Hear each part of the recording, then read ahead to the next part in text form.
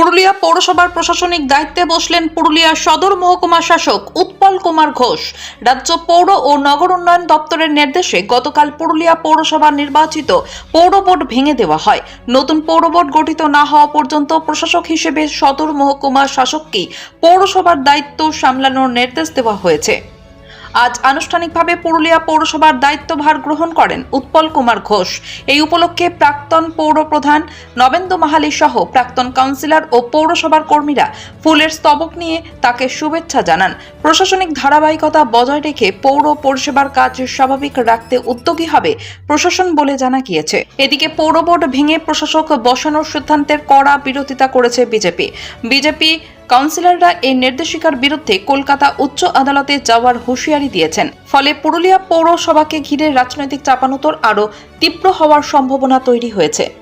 সামগ্রিক পরিস্থিতি সবাই তো জানা আছে। 431 নোটিশ এসেছিল, সাবসেকশন 2 এবং সাবসেকশন 3 পজ দিয়ে বোর্ড ডিজলভ হয়েছে এবং সাথে সাথে সাবসেকশন 3তে পরিষ্কার বলাই আছে যে এখানে প্রশাসক হিসাবে বোর্ড অফ কাউন্সিলর্স ডিজলভ করে প্রশাসক হিসাবে এসডিওকে চার্জ নিতে বলা হয়েছে ইমিডিয়েটলি।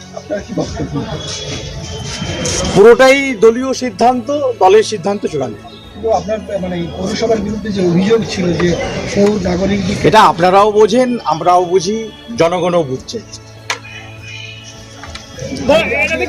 দলের ভাবমূর্তি কতটা ভালো হলো সেই সব নিয়ে দল বলবে, আমি এখন দলের কোনো দায়িত্ব নেই। না, এই যে অভিযোগ এবং সেইটা আপনি সংকোচের উত্তর, আমি আবারও বলছি, পুরো ব্যাপারটা দলীয় সিদ্ধান্ত। আপনারা তো জানেন এটা।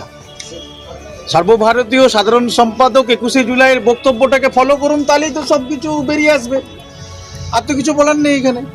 এই বিষয়ে আমার কোনো মন্তব্য নেই। হ্যাঁ, এটা তো আপনার পৌরসভা ব্যর্থ কি না হয়েছে এটা তো আলাদা করে, আমি তো সবে এখনই মানে চার্জ নিলাম, ঠিক আছে।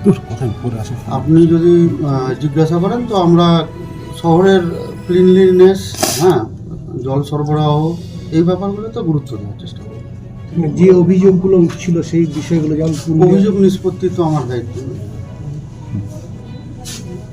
আপাতত আপনার ভূমিকা কি থাকবে এই মুহূর্তে নাগরিক পরিষেবা বিষয়ে? একবার রিপিট করবেন। আরেকবার বলুন। নাগরিক পরিষেবার ক্ষেত্রে আপনার ভূমিকা এই মুহূর্তে কি থাকবে আগামী দিনে?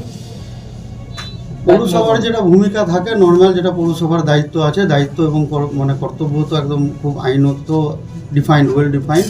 তার মধ্যে থেকেই যে পরিষেবাগুলো আছে সেই পরিষেবাগুলোকে ঠিকঠাকভাবে ক্যারি অন করার চেষ্টা করি।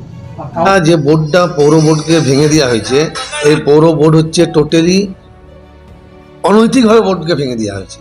যদি এই বোর্ডকে ভেঙে দেওয়া হয় তাহলে আমরা মনে করব পশ্চিমবঙ্গ সরকারকেও ভেঙে দেওয়া উচিত। তার কারণ পশ্চিমবঙ্গ সরকারের বড় বড় বাঘা চোররা, মন্ত্রীরা জেল ঢুকলো, আবার তারা এবার বড় বড় পদে বসে আছে। বালি চোর, কয়লা চোর, গরু চোর, খাদ্য চোর, শিক্ষা চোর, সব মন্ত্রীরা জেল ঢুকলো। তারপরেও কি করে তারা বসে থাকে?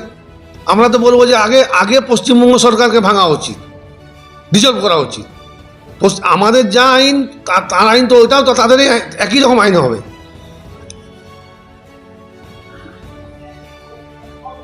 আজকে তো আমরা বলবো মমতা ব্যানার্জি সবচেয়ে বড় চোর, ওর ফ্যামিলি হচ্ছে সবচেয়ে বড় চোর। এই পরিস্থিতিতে আপনারা কি করতে চলেছেন? আমরা ঊর্ধ্বতন নেতৃত্বের সঙ্গে আলোচনা করে আমরা দেখি কোর্টে যাবার সিদ্ধান্ত নেব।